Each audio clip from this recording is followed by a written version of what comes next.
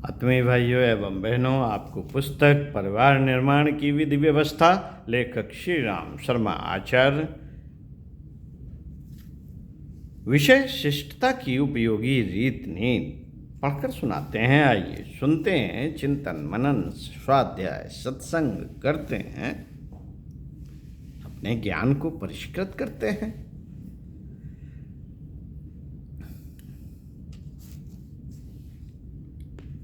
मित्रों, कौन कैसा है, इस वास्तविकता का पता लगाना कठिन है।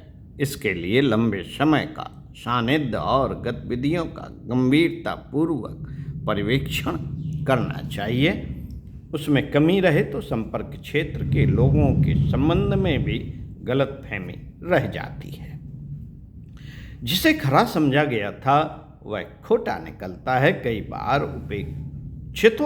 उपेक्षितों में भी ऐसे निकल पड़ते हैं जिन्हें कीचड़ का कमल या कोयले की खदान का हीरा कहा जा सके, किंतु यह सब गहरी जांच पड़ताल करने पर ही पता चलता है। सामान्य परिचय से उस बारीकी का भी पता नहीं चल पाता। ऐसी दशा में समीपवर्ती लोगों के संबंध में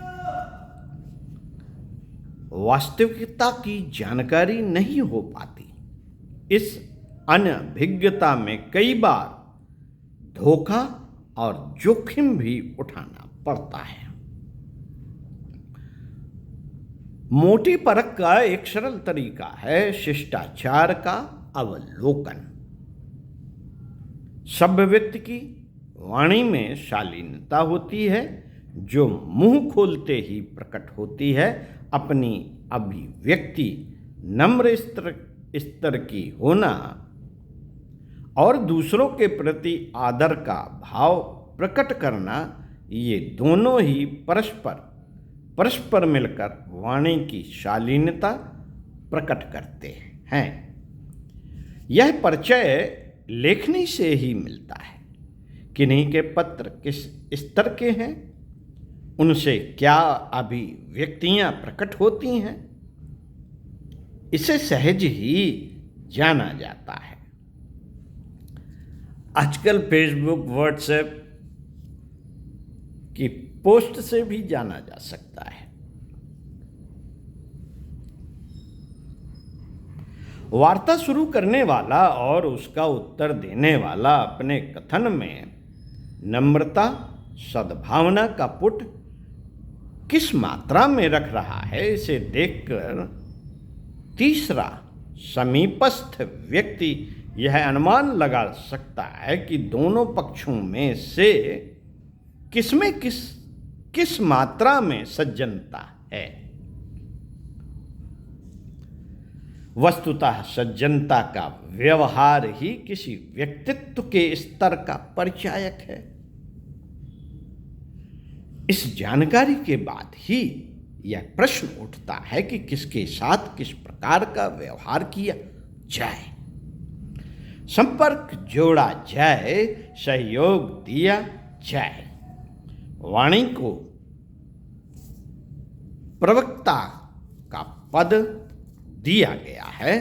वह जब बोलना आरंभ करती है तो मात्र कामकाजी प्रसंगों को ही नहीं निपटाती, वरन बोलने की शालीनता का स्तर भी खोलकर रख देती है।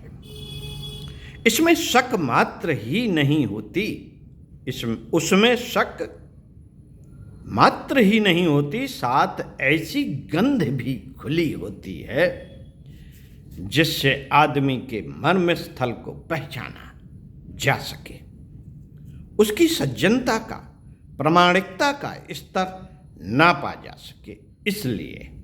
इसलिए न केवल बोलते समय हमारी शब्दावली शिक्षितों जैसी होनी चाहिए, वरन साथ में सद्भावना की मिठास भी घुली होनी चाहिए। उसमें से सज्जनता की फूलों जैसी मधुर गंध उठनी चाहिए। वाणी प्रथम प्रयोग है, वह इतनी बड़ी, इतनी सशक्त है कि शब्द कुछ हो बोलने वाले की सुसंस्कारिता, कुसंस्कारिता का परिचय खुले पत्रों की तरह प्रस्तुत करती है।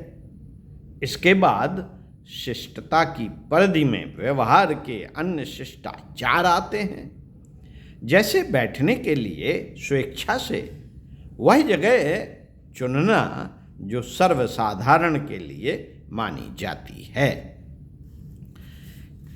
वहां बैठने के बाद यदि ऊंचे आसन पर निकट आकर बैठने के लिए कहा जाए तो ही बैठना चाहिए। देखते ही आगंतुक का मुस्कुराकर स्वागत करना, उसके आगमन को प्रसन्नता का विषय बताना, समुचित आसन देना, कुशल समाचार पूछना, यह प्रारंभिक स्वागत ऐसा है जो काम छोड़कर भी किया जाना चाहिए।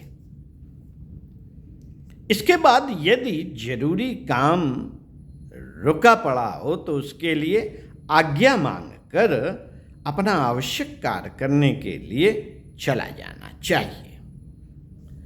अतिथि का कम से कम जल से तो स्वागत करना ही चाहिए।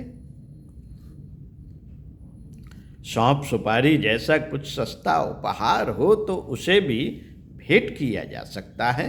कोई सर्वथा निरर्थक आदमी हो और उससे पीछा छुड़ाना आवश्यक हो तो जल्दी निपटा देने की बात दूसरी है।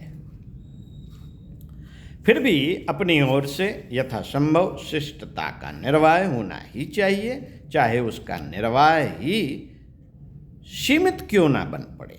वाणी का शिष्टाचार हर हालत में निभाया जाए।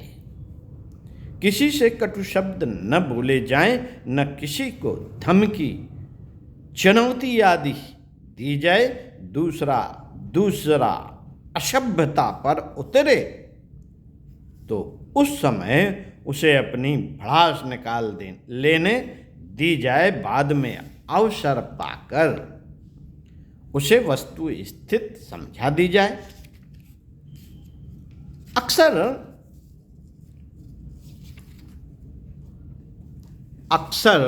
झंझट गलतफहमियों के कारण ही होते हैं। अक्सर झंझट गलतफहमियों के कारण ही होते हैं। कभी कभी आवेशग्रस्त स्वभाव वाले भी अपनी आदत से लाचार होकर हर किसी से उलझ पड़ने की हरकतें करते रहते हैं। ऐसों की उपेक्षा करनी उचित है। गाली का जवाब गाली नहीं हो सकती। मैले कपड़ों को कीचड़ से नहीं धोया जा सकता, उसके लिए तो साफ सुथरा पानी चाहिए। झंझट खड़ा कर लेना सुगम है, पर उसे निपटाना बड़ा कठिन। हिम्मत वाले दूरदर्शियों को कठिन काम ही हाथ में लेना चाहिए। शिष्टता एक उपयोगी, लाभदायक और समाधान कारक प्रवृत्ति है। इसके विपरीत उजड्डपन से दूसरों का कितना अपमान होता है, उससे कहीं अधिक अपनी बेइज्जती होती है। इसलिए समझदारी में से किसी को भी यह घाटे का सौदा हाथ में नहीं लेना चाहिए। मित्रों, देखा गया है कि अशिष्टता बरतने का, आवेश में आकर उबल पड़ने का स्वभाव बचपन से ही आरंभ होता है और वह धीरे धीरे जड़ पकड़ता जाता है और फिर उससे पीछा छुड़ाना कठिन पड़ता है।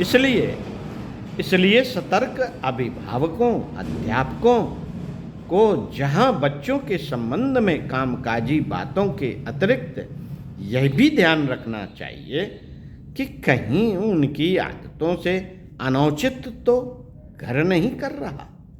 कुटैबों में गंदा रहने की आदत की तरह अशिष्ट व्यवहार करने की बात भी अखरने वाली है। इसके लिए उन्हें आरंभ से ही टोका और सिखाया जाए, बच्चों को उपदेश किया जाए। उपदेश प्रायः कम याद रहते हैं। अच्छा तरीका यह है कि उनके साथ बर्ताव करके बदले में वैसा ही अनुकरण करने का अवसर दिया जाए। वार्तालाप में उन्हें आप कहकर बोला जाए, नाम के साथ जी शब्द और जोड़ा जाए। उनसे वार्तालाप सज्जनता की भाषा में किया जाए और व्यवहार शिष्टता की मर्यादाओं के अनुरूप। इस विद्या का वे अनुकरण करना प्रारंभ करते हैं और शालीनता के ढांचे में ढलते चले जाते हैं। न कटु शब्द उन्हें बोला जाए और न उसकी प्रतिक्रिया उत्पन्न होने दी जाए। ऐसा करने से वे शिष्टता के व्यवहार की मान मर्यादा से अवगत हो जाते हैं और उसके निर्वाह में अभ्यस्त हो जाते हैं। मित्रों, कपड़ों की, बालों को, बैठने के ढंग की भी, कपड़ों को, बालों को, बैठने के ढंग को भी इसी ढांचे में ढाला जाए। क्यों न केवल बोलचाल से, वरन रहन सहन और रीत नीति से भी यह पता चलता है, क्योंकि इससे भी पता चलता है कि क्या उचित और क्या अनुचित है। यूं चिंतन और चरित्र भी उत्कृष्टता और आदर्शवादिता से भरा हुआ होना चाहिए, किंतु वह सब तो देर से अपनी स्थिति का परिचय देता है। सबसे प्रथम साक्षात्कार ही यह बात प्रकट हो जाती है, साक्षात्कार से ही यह बात प्रकट हो जाती है कि कौन व्यक्ति किस स्तर का है, उसके व्यक्तित्व का वजन कितना है। यह जांच पड़ताल वार्तालाप में घुली रहने वाली वस्तु स्थिति और रहन सहन की प्रक्रिया परिपाटी से ही प्रकट होती है। इसलिए जो प्रत्यक्ष है उसके बारे में और अधिक सतर्क रहने की जरूरत है। बच्चों को वैसा शिक्षण का अवसर न दिया जा सके तो भी बड़ी आयु के अनगढ़ों से भी वैसा व्यवहार करना चाहिए। बड़ी आयु हो जाने पर भी कितने ही लोग गुण कर्म स्वभाव की दृष्टि से बचकाने ही बने रहते हैं। उन्हें प्रौढ़ शिक्षा स्तर पर पारस्परिक व्यवहार में सज्जनता बरतने का पाठ किसी भी आयु में पढ़ाया जा सकता है। इसका सीधा और सरल तरीका एक ही है कि अपनी ओर से हर स्थिति में शालीनता बरती जाए। दूसरे ने क्या कहा और क्या किया, उसके लिए ठीक वैसा ही व्यवहार करना तर्क की दृष्टि से तो ठीक हो सकता है, पर उसके दूरगामी परिणाम अनुपयुक्त ही देखे गए हैं।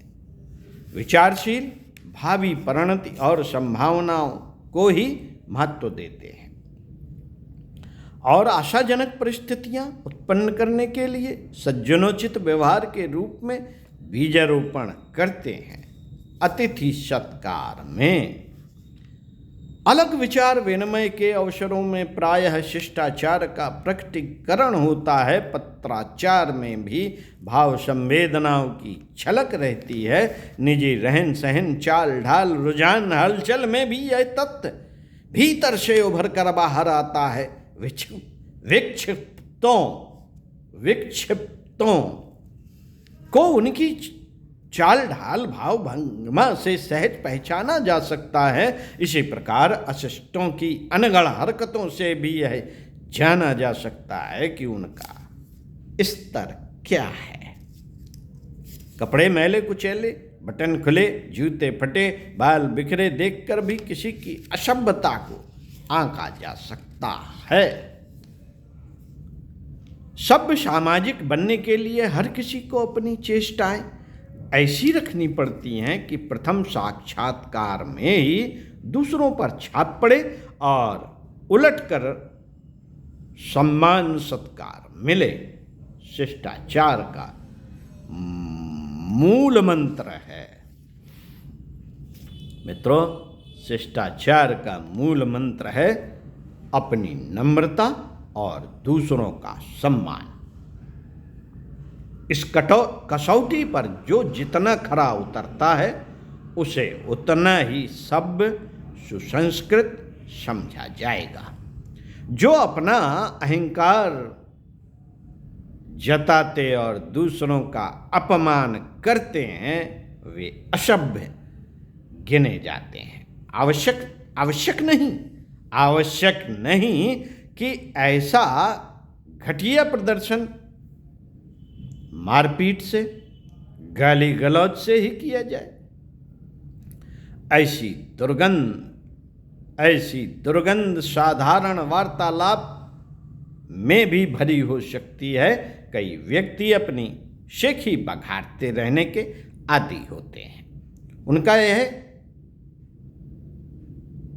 करना तो अत्युत्साह की तरंग में करना होता है, पर प्रकारांतर से यह भाव रहता है कि अपने बड़प्पन की इतनी बड़ी चढ़ी छाप छोड़ें जिसकी तुलना में सुनने वाले अपने को पिछड़ा हुआ अनुभव करने लगें। यह अप्रत्यक्ष अहमन्यता है। अप्रत्यक्ष अहमन्यता है, अहंकार है जो सुनने वालों को अखरती है, जिससे उसकी धाक स्वीकार करने की अपेक्षा उसे मन ही मन शेखी खोर मानने लगती है और उसके कथन पर अविश्वास करने लगती है। परिवार में शिष्टता का वातावरण प्रचलित रहना चाहिए। सभी सदस्य एक दूसरे को सम्मान दें, उचित मर्यादा में प्रशंसा करें और प्रोत्साहन भी दें। दिल तोड़ने वाली, निराश करने वाली बातें न कहें। सम्मान से सद्भाव बढ़ता है। शिष्टता बरतने वाला सम्मानित होता है और अनायास ही दूसरों का सद्भाव सहयोग अर्जित करता है। साथ ही अपने विश्वस्त व्यक्तियों को दर्शकों पर भी छाप छोड़ता है। यह प्रत्यक्ष ही लाभ का सौदा है। इस व्यवसाय में भी प्रवीण पारंगत होने का हर किसी को प्रयत्न करना चाहिए। साथ ही यह भी गिरह बांध कर रखना चाहिए कि अशिष्टता हर दृष्टि से हानिकारक है।